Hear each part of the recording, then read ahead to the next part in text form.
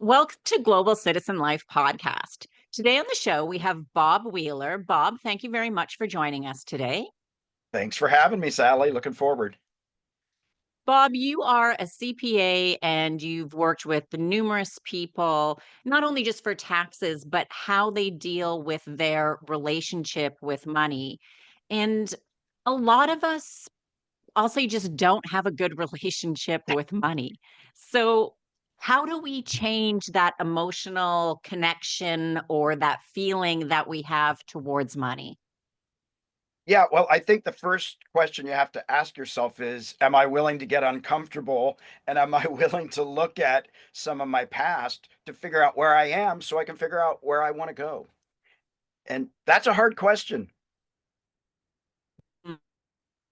I do hear that a lot. A lot of it is we do have those thoughts and beliefs because of the way we were raised Right. and the things that we heard as children, whether our parents knew that we heard or didn't know or just think, oh, they don't understand their kids. Like I remember kind of thinking that. And even when my daughter was young, I kind of had that thought too on different topics and things like, oh, she doesn't understand. She's only X years old or whatever. But we really realize now that kids are really in tune to things and they may not understand as we understand as adults, but they hear things, it leaves an impression and they feel that energy when different conversations are being talked about. And we didn't know, and we're learning more about that now, that that energy also leaves impressions on the body, especially as Yeah. children, because that's how we kind of deal with things. It's first energy until we get to know language and communication and move forward. Absolutely. And as a kid, we're absorbing everything. We're like, let me take in that, let me take in that. And we're taking it in as truth. Oh, that's true, that's true, that's true. Mommy said that, daddy said that, TV said that. And we don't discern, we don't discriminate and say, not good information. And then as adults, we go out operating with our 5-year-olds programming about what's true about money. Right. And that's a challenging thing because, well, it's true. I mean, at least subconsciously, right? Like we Right, think like, and I don't want to say that certain things are not true because in certain situations things were true. Like some right. people grew up without money and really struggled a lot and that happened. And so they heard those conversations and we can't really kind of compartmentalize it in the fact of that was that situation at that point in time, and it was true for that moment, and that Right. moment could have been years, but it was true for that time, doesn't mean it's blanket truth. Absolutely. And I think the the reveal is do the digging, do the excavation, and then start bringing it to consciousness so that when you're making choices, you're not doing it out of reaction, but out of, oh, that used to be true, or this makes me really jittery. Let me, yeah, that doesn't feel like that's going to serve me today. Or, oh, I'm avoiding having to feel this if I do that. So I'll do it one more time, and then next time I'll be better, right? But then it's conscious. Right. Right. And so what kind of questions do we want to be asking ourselves to figure out, where we're at with exactly why we have those belief and how we can change it? Yeah, well, I think the first thing is to just start jotting down memories about money. Mom and dad always fought. Money was abundant. Money was scarce. Money is a shameful topic. And just to start to, oh, that's right. I believe that I don't deserve. I believe that's for other people. I should put other people first. I should put myself first. Whatever those things are, just write it all down and, oh yeah, and just and for a lot of people, that brings up stuff just that. Like, oh my gosh, I've been holding on to this anger at my parents because I wanted them to save me, or they didn't save me. Like, whatever each of our stories are, right? It's different. And this isn't about blame, right? It's so important to understand this isn't our parents did it wrong. Our parents did the best they could with the tools they had, and maybe it wasn't adequate, but it wasn't for lack of wanting something better for us. So I think it's so important here that we take responsibility that this was an environment we were in, and do we want to, now that we have the tools, change that? Right. And part of that, it just as you said, our parents did the best that they could with the tools that they had for the situation they were in, and they learned things from their parents, Right. which again, same thing, best situation that they had, the tools they had, and we're really finding out a lot more in recent years, more about the tools that we have, our mindset being the main one, and money being energy, and things like that, I mean, 20, 30 years ago, if you were to say to people, it's mindset and energy, the vast majority of people would have been like, "You're crazy. You're Yeah. one of those people." And now we're just realizing, not just realizing, but it's becoming more common, and we're Yep. getting more scientific studies about energy and the things that um, how we can change our mind and with that energy and our thoughts and beliefs. Because it used to be, that's just the way I am. That's the programming I was born with or that I Right. have, and that's who I am, without realizing that's not true. Like Yeah. we used to think that, but now that's not true. So we can't use that. That's just the way I am as an excuse. That's the way I choose to be. Right. Great. You can choose to be then. And at least you're being honest. You choose to be. Yeah. But if we wanna change, we can. Not saying it's gonna be easy, not gonna happen overnight, but we now know that we can change and those things are a choice. Absolutely, and I think the piece about choice is so important. What I wanna empower people with is you're not a victim, right, in this situation, and if we have choice, instead of waiting for somebody to save me, instead of waiting for that big payoff, instead of waiting for my ship to come in, go out and build your own ship. Go out and create your story, and even looking at it from just a practical cost benefit, what's the story costing me? And what are the benefits of not taking action, and or the benefits of taking action, right? And so really getting in there and this is uncomfortable, but I want to move forward into this because this feels like it serves me. I was talking with a large group of accountants and very, mind brain folks, and they asked me a question, and I said, well, the first thing you do is breathe. And I thought they're going to think I'm so crazy. I gotta tell you, everybody was like, "Yes, we all need to breathe." And I went, "Oh, okay. This we do know this. We Mhm. do know it innately because these are all people that are like, that's hippie whippy crazy talk, right?" And they resonated. So Right. it's it's there if we wanna go deeper.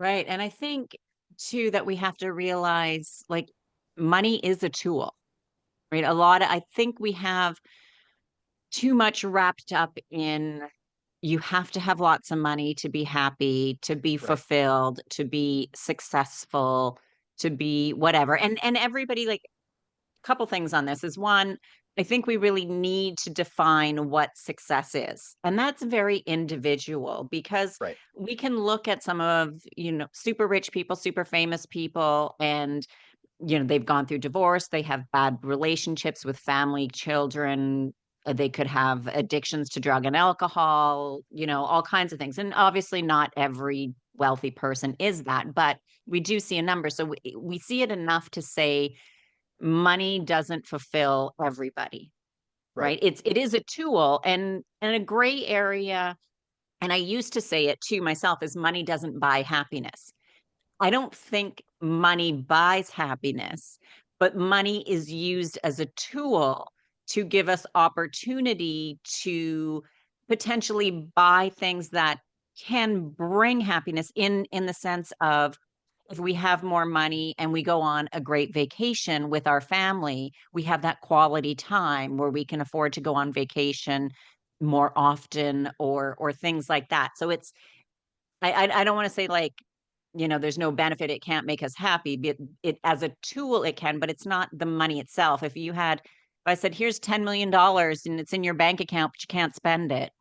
Well, what does it matter having it, right? We need Right. to use it as a tool. And then what are we using that tool to get us?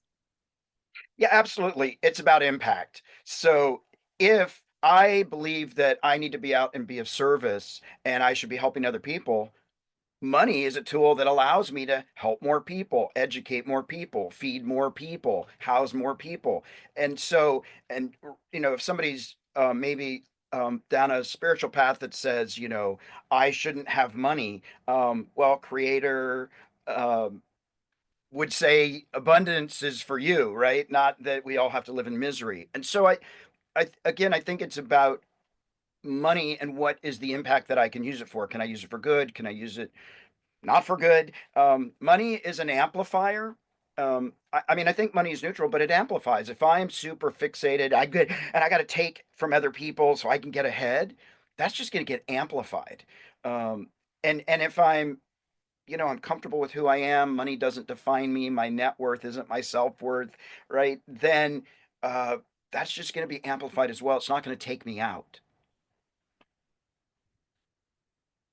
Now, when people are making their X amount per year, and obviously the last few years have been really tough with inflation around the world. It's Yeah, not, it is everywhere. I travel a lot. I've been to many places, and it is around the world. So how do we start to get ahead? Like what are some things to do? So I know I need to change my relationship. I need to go kind of internal and work on some things which is great and needs to be done. Externally, what are some things that I can do to start to help in that progress of this is working? Because I mean, obviously I just sit here and meditate every day. It's not enough. With the right. action needs to still be taken. That's right. You still have to participate in your unfolding of your life the way you want it to be. You don't get to sit passively waiting for spirit to take care of everything. There's a few things like simple starters. Grab your bank statement or go online, look at your credit card statement, look at your phone bill, and start looking for all these little extra charges. I had a free iPad I was paying for, like all these things that were free because Mhm. I didn't check it out. I'm like, oh yeah, they said it was free. I didn't look. And look for reoccurring payments. Do I have that gym membership? I'm still not going to. Um, those are some basics. Starting there, the other thing I think that is really helpful is to start. We all need to have it now. You got to have it now. You deserve it. You shouldn't have to. Yeah, learn to wait 24 hours. Mm, Any purchase over $500, I got to wait until tomorrow. Uh, and actually, we don't need everything right now. And sometimes waiting a little bit makes us appreciate it even that much more. So I think that is a big piece. I have a little phrase, what, why, what, why, what? What do I want? Why do I want it? Why don't I have it? What am I willing to do to have it into my life? And the answers are personal, right? It might be because I want to look flashy and cool.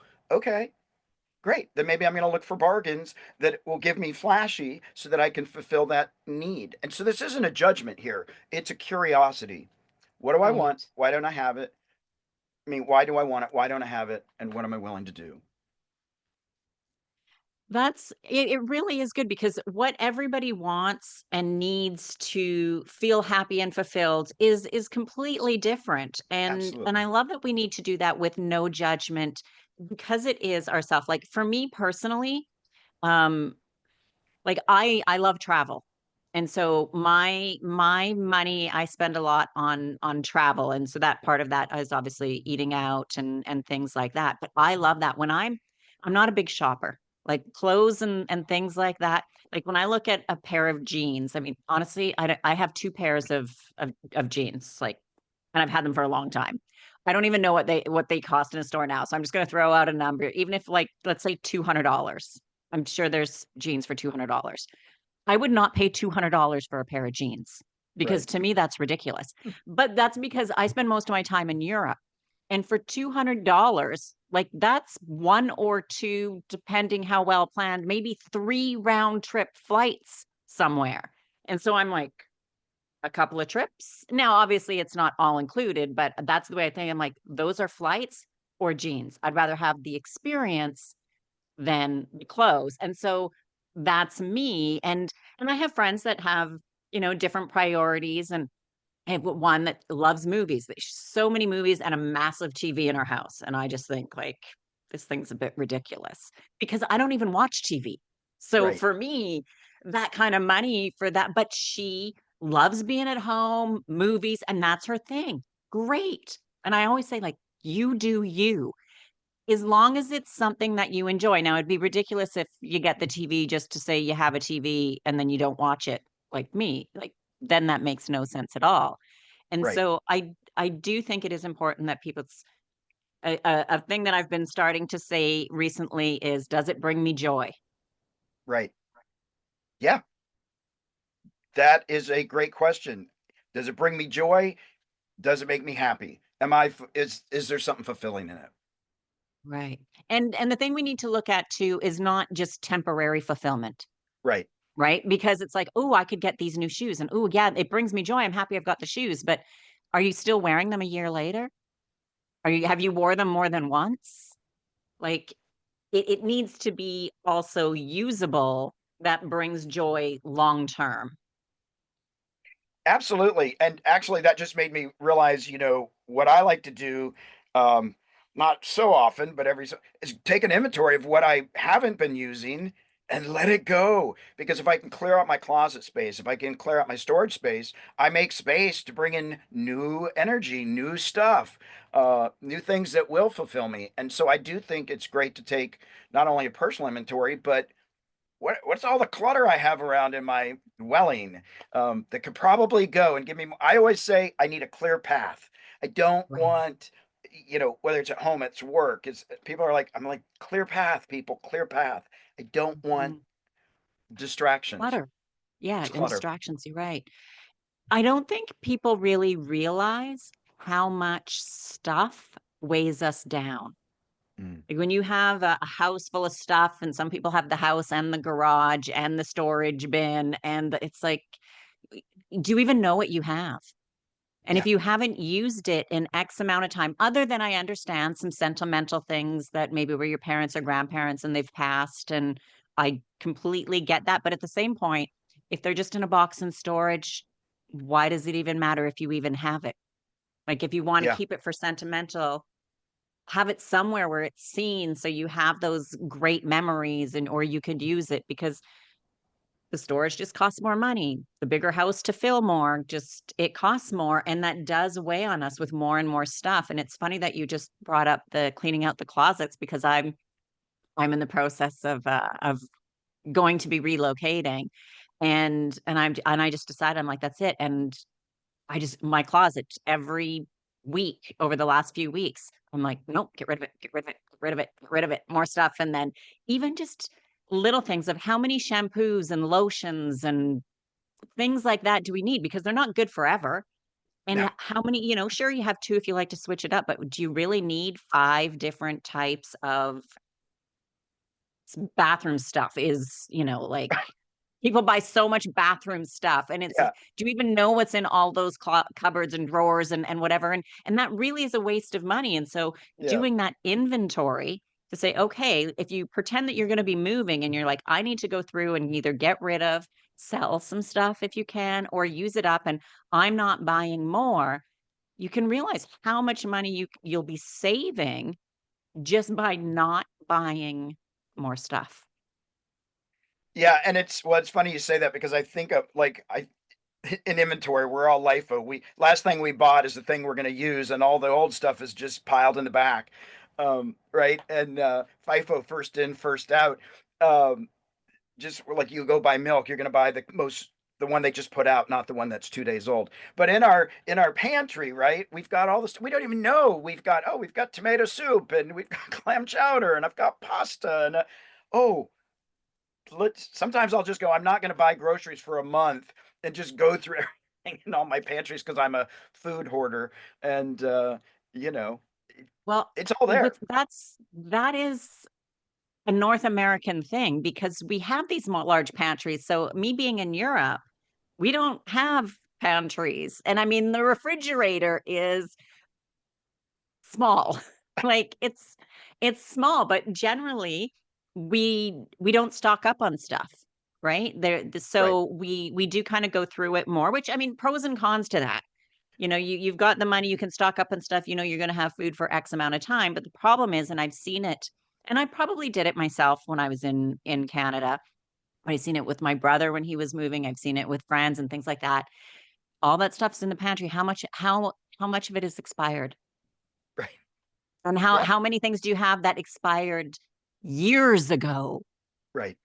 And and it really is, I think really we need to bring awareness to our spending, because then once we're aware of that, then and obviously like the internal part too is why are we buying this stuff? I get a lot of it is convenience and we just want it now, but when we really look at why we're buying, how we're buying, and what benefit we think that we're getting versus what Yeah. we're actually getting, and that within itself can change a lot, because I think then we'll realize that we have more money than we realize, because it's awareness of what we're spending.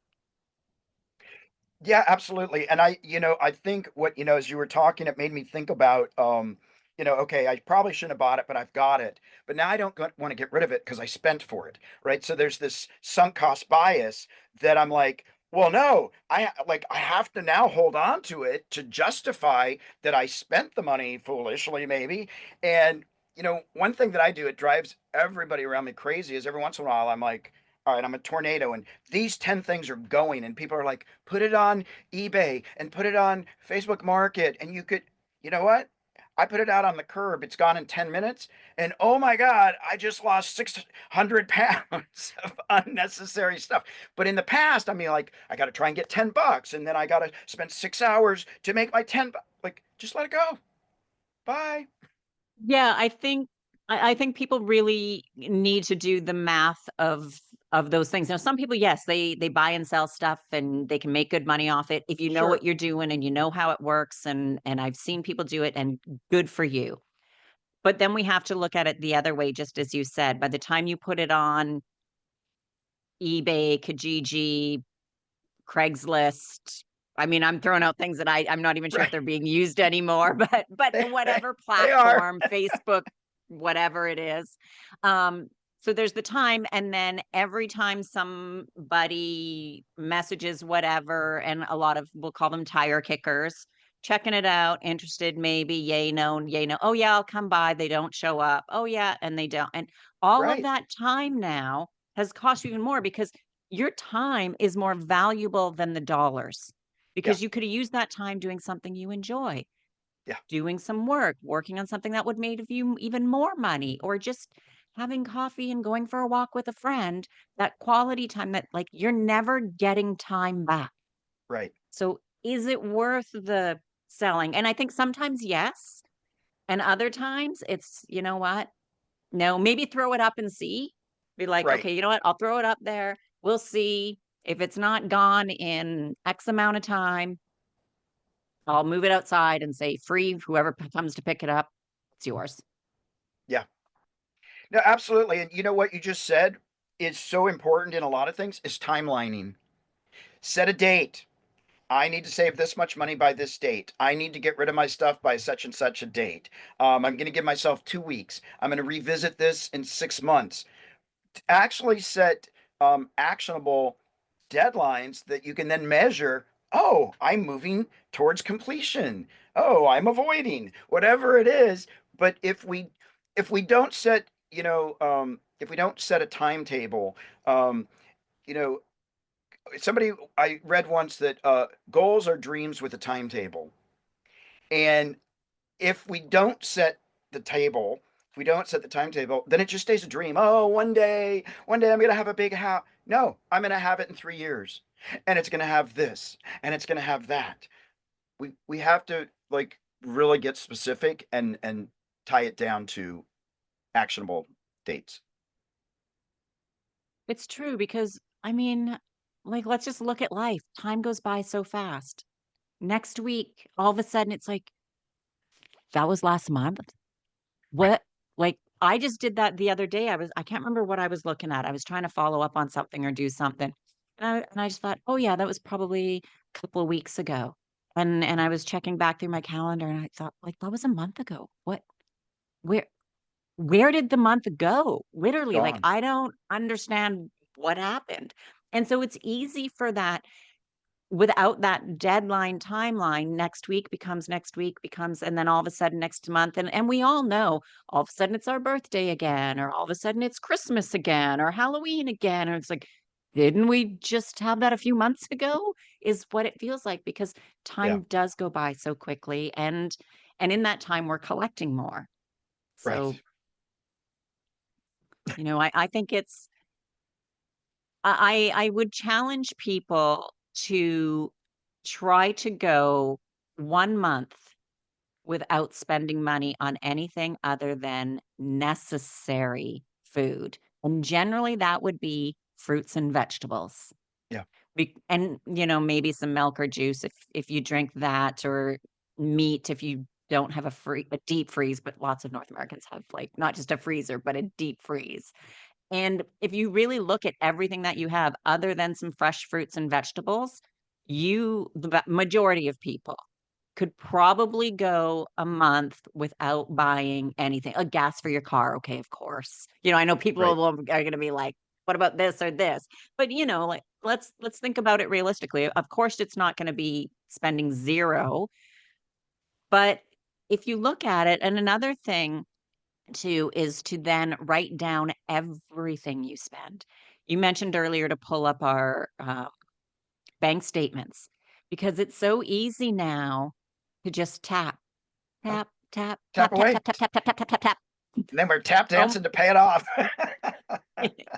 and it's crazy. Another a good way to budget too, I think, for people that I like to, unfortunately getting away with it is having cash.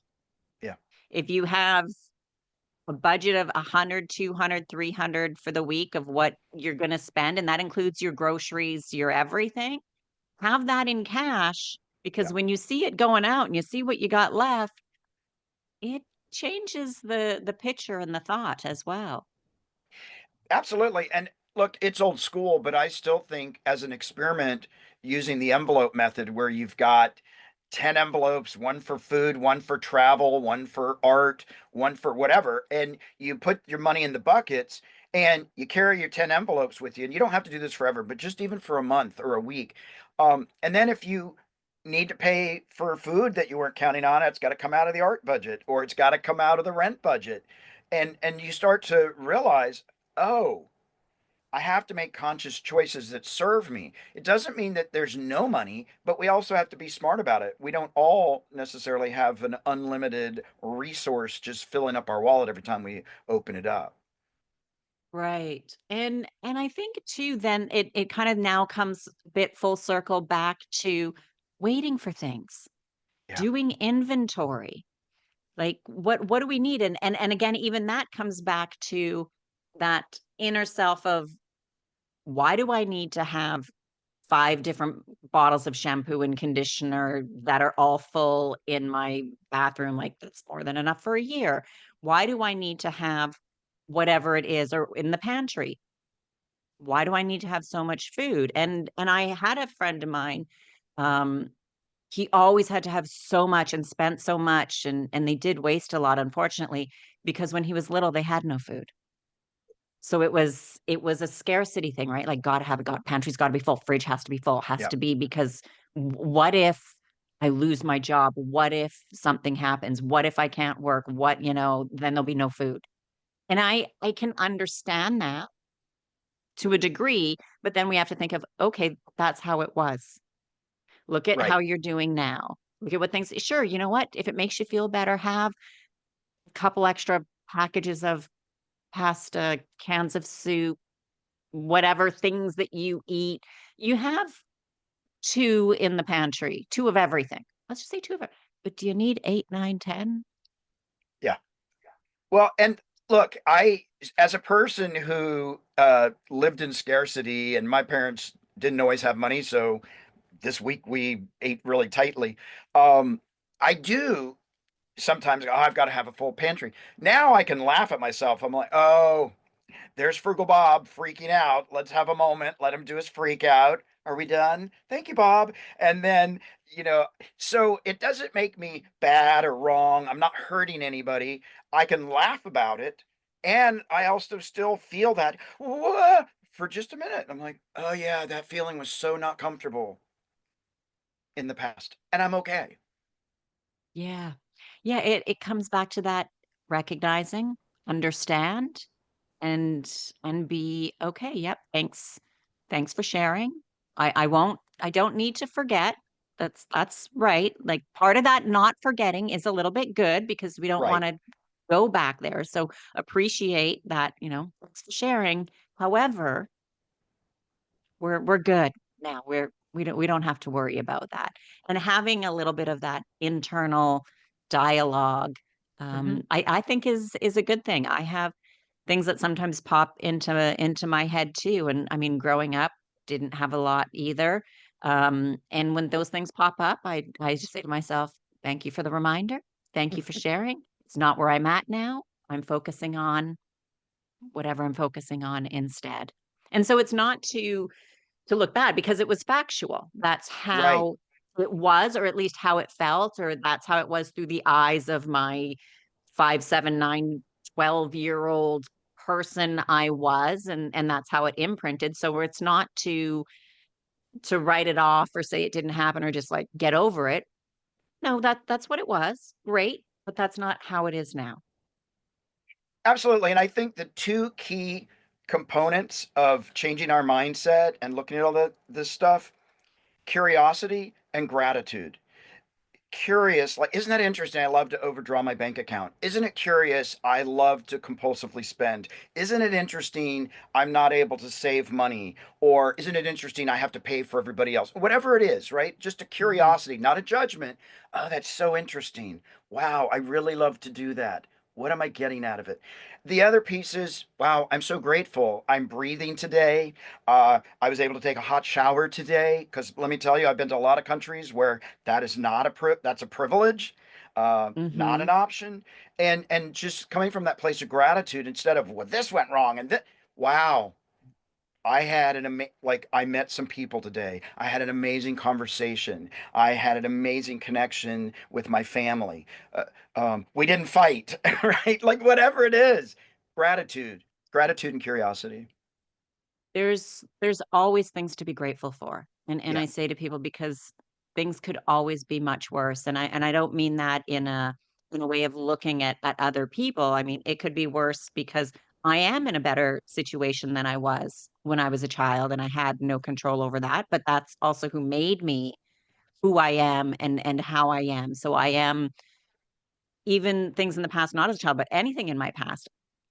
There's things I never want to go through again, and I'm sure many people can relate. I don't want to go through that again, but I am also aware and grateful that having gone through those things have also made me the person that I am. So I do try to find silver linings in everything and know and just think, great, don't want to go back there, don't want to be in that situation.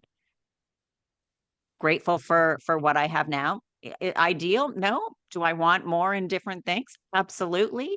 But then it becomes those goals of, okay, this is what I'm going to work for because what I strive for before, great, reached that goal or just changed my mind, figured like, that's not so important to me anymore.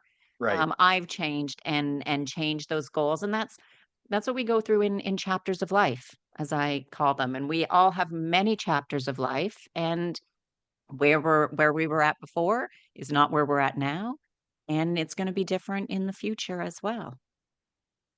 Yeah, absolutely. And I believe, and I think like overall, as long as we're breathing, we all have the chance to make a different choice to get to somewhere better again. Like, even in my worst moment, if everything around me, I know what's possible, I know what I've been capable of doing. So, as long as I'm breathing, I can fight my way right back and to an even better place. And so for people that are like, I'm stuck, I can't get, if you're breathing, you have the ability to move a foot or take an arm and reach out, walk forward, step back. You still have possibility as long as you're here and and conscious. Right. And I think too, I mean, I don't like to live in the past, but sometimes we need those reminders Yeah. and even if we're in a really tough part spot now, that sometimes when we look back, we're like, "Oh, yeah, that was tough. I Right. got through that." So again, the toughness might still take several days, weeks, maybe even in months, but knowing that as cliche as it sounds, this too shall pass. Yeah. We have the ability to make, but it's a choice, right? We make the decision, as you said, even if it's just a small step, getting through the day, doing one more thing, cleaning out one closet, not buying coffee at Starbucks because it's ridiculously overpriced. Whatever those little things add up, they make a difference and they make those changes. They have ripple effects that we don't I think a lot of times we think things have to be so big Yeah. and such a difference, but I just say to people on just so many things, like just to sorry, Starbucks, but I'm using Starbucks. Whatever the price of coffee is now, I don't even know, but I know it's way more than what it would cost to make coffee at home. Now, I'm not saying don't ever go to Starbucks, but maybe just have it as a treat instead of once a week, go once a Yeah. month. If you have it every day, maybe just go like twice a week, Yeah. whatever those adjustments are. And it's still, we can say that for financial reasons.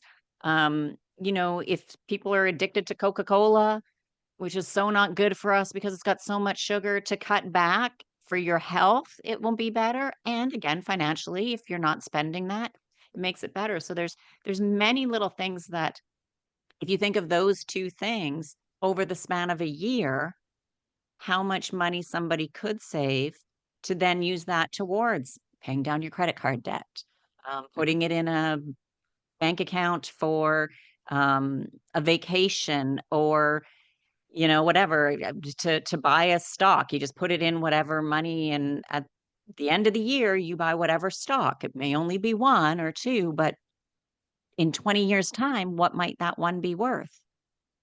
Right. And it's that kind of long-term effect of the little things that we can do that will make a difference. Absolutely. And I would say don't compare yourself to others in the process. Oh my God, they bought six stocks and I'm buying. Yeah, great. Focus on you. Otherwise, we get caught up again with distractions of, what's ever. No, wait, whoa, focus right here and now. Focus here and now. That's right, and because everybody's had a different path and a different life, and we think just because somebody has bought, let's say, the bigger house, "Oh, John and Jane got the big house." Well, you have no idea potentially what kind of debt John and Right. Jane are in and the stress that they're under every day and what happens behind closed doors. Like, we really don't know, and I'm generally about less is more. Yeah. I mean, you have a bigger house, it costs more, the taxes cost more to heat, costs more to cool, costs more to clean, costs more to furnish, like it just costs more. And then it Yeah. comes back again to, do you really need it? I would rather have smaller with less. And again, because my priority is more travel and Hmm. experiences and doing things, I can do a lot more of that because people look and they're like, "You're so lucky, you travel, you do this." It's like, "Yeah, but I don't have a big house. I don't have a car." Do you know how much Right. money that saves me not Mm. owning a car? Yeah. Now, I get it. North America is not designed to not have a car. Yeah. Um, but it's one of those things and it comes down to, okay, great. Do you need a car? I can understand that. Kind of car do you really need? Yeah. And Get all me of where I'm those things going. make a difference. Yeah, just don't compare yourself. Who cares if Yeah. somebody's doing well in this or that? And the thing with money though too, I mean, somebody could lose it all in a day, Yeah. and it happens, right? So All the don't time. I think we get wrapped up too much in it because it can be gone. Yeah. And then you can make it back. and it can be gone again and make it, and we see that cycle happen with some people. And that's also a tough way to be living and stressful and things. So it's what is important to you? What do you really need? And what makes you feel happy, fulfilled? And then what financially do you need to have that life to feel that way? Yeah, and as you're saying all that, I think an important question to ask yourself is, what would happen if I lived within my means? What would happen if I actually took care of the things that would actually serve me now and in the future instead of trying to just play catch up? Like, what would happen?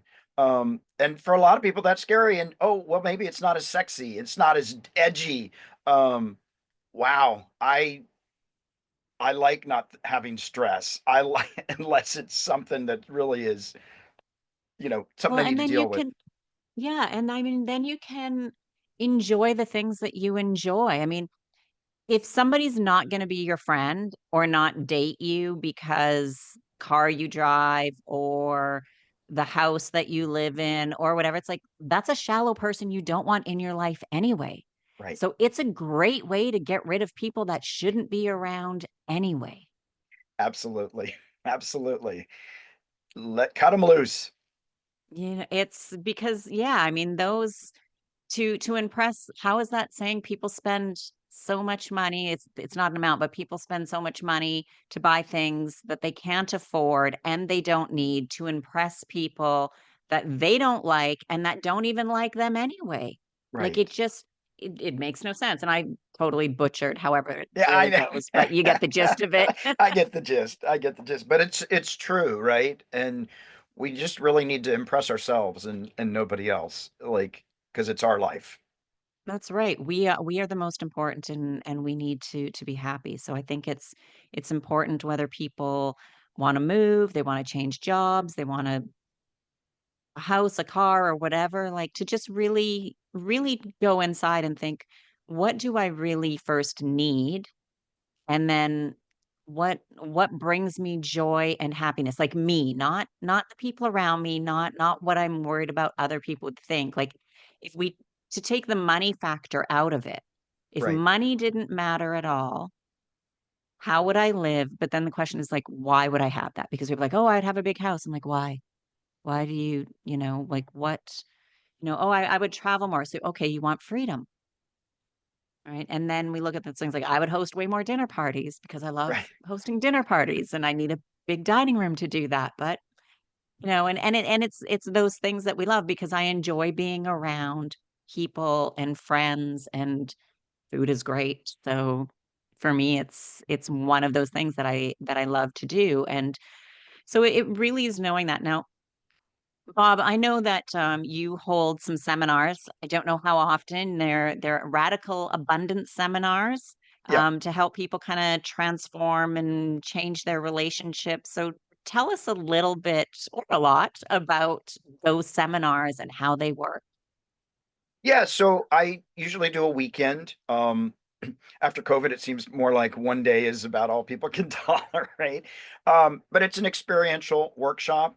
We also have an online course called Mastering the Emotions of Money. Right. So because we want to get people in and feeling it.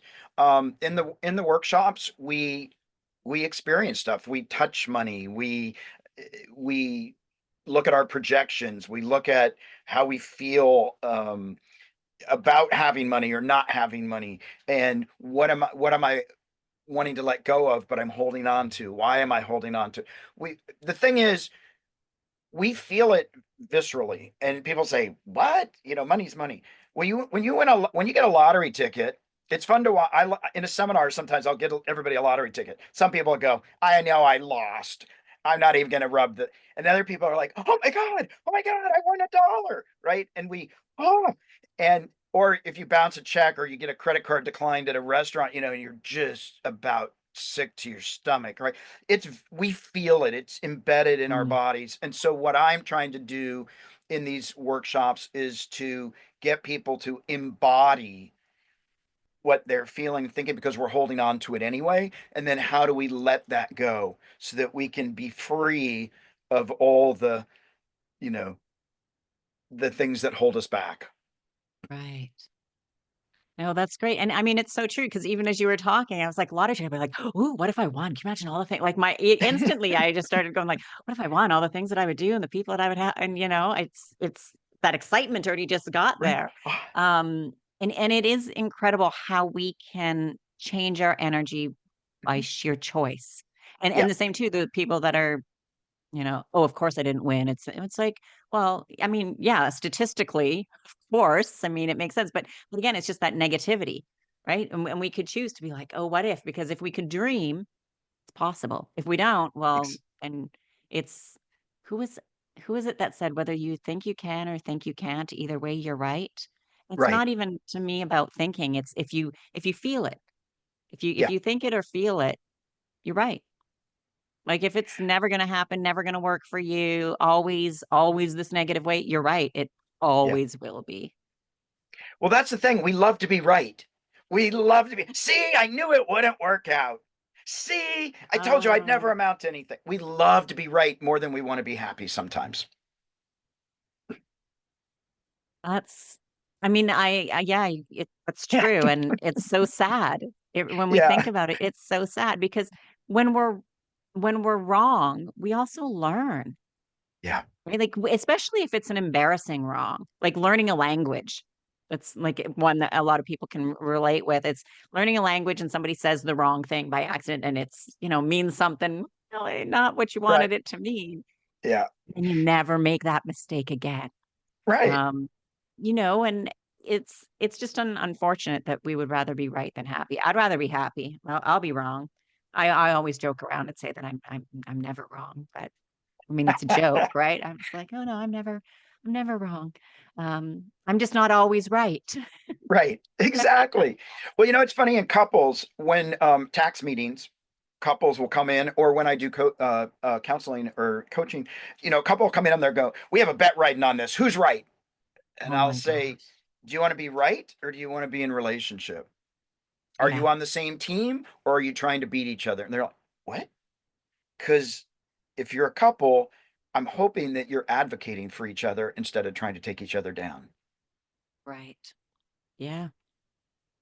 It's so true that I mean, it's great to joke and have some competitive, but I mean, if you're in a relationship and you're a couple, you've gotta have the same goals, desires, beliefs, direction as the other person. Of course, you can have some things on the side that like if you like playing basketball and the other person doesn't, great, you go with your friends and you go play, or you have some separate things. But the big things you need to be on the same page. Like, Yeah. how do you have a great relationship if somebody's a spender and somebody's a saver? There's Yeah. always going to be like headbutting going on or Right. arguments or disagreements. And not saying that it wouldn't work, but there has to be communication about how then that is going to work between the 2. So important. The communication is key. It's not about you're doing it the wrong way because the best way is to like this stuff. No, it's again that curiosity piece. Oh, that's interesting. That's what brings that up for you, or that's why you have this need for that. Or again, curiosity, communication. We in this day and age, I don't feel like we learn how to have difficult conversations. We're not taught how to stay.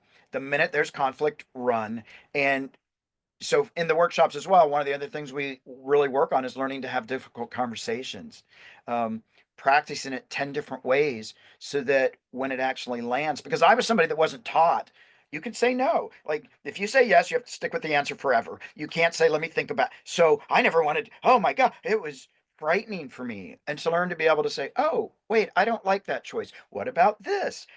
Learning to actually have the conversations. And I think that's a skill that we lack these days. Oh, definitely. I mean, just having conversations. It's so horrible in I don't wanna say the world, but definitely, like, North America where I see it a lot and a fair amount in Europe as well, is, we have to agree on everything or you're the enemy.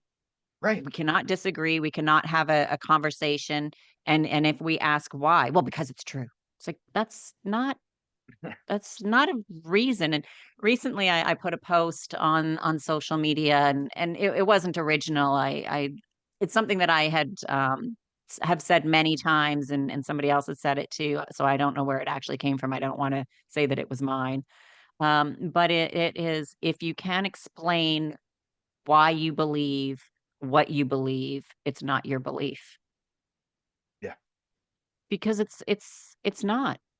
Like, you need to be able to say at a minimal, well, oh, because, my parents, I like this football team because, well, that's my parents did, and we had parties always cheering for this football team, and that's why I'm a fan. I mean, I could say that about hockey coming from Calgary. Right. I've always been a Calgary Flames hockey fan since the day I was a kid, although my brothers were Edmonton Oilers fans. So we had a little rift sometimes when they were playing each other. But why? When people ask me why, I'm like, I don't know. I didn't grow up in the city, but I lived there for many years as a young adult, and I always cheered for them because they were the closest team, and I don't know, and they are my favorite. I don't really watch anymore, so I at least I have, like, it's not a real reason, but at least I can say that is why. It's Yeah. that is my why for that team, but at least I have not just like, oh, because they're the best, Right. but because I know they're not. Yeah. Exactly. And if the reason is it makes my parents happy or whatever it is, at least knowing that, then it's not a surprise later on, or there's no resentment there. Yeah, I do this because of that. Mhm. Yeah, again, it's something I question a lot of things that I think and believe and do as to why, just for understanding, because I know that for all of us, until we do question it, as we started out early, we do things and believe things and say things and think things because of the environment we grew up in. And it doesn't mean that it's true, but it also doesn't mean that it's actually our thought and belief or reality. And so when we start to question everything in a good way, as you said, Right. not, you know, as just to why, then we can get understanding and make better decisions. Yeah. Or the same Abs- decisions and just be happy with that decision and understand it. yeah, absolutely. Curiosity, curiosity. Wow. Yeah. Why? Interesting, interesting, interesting. Absolutely.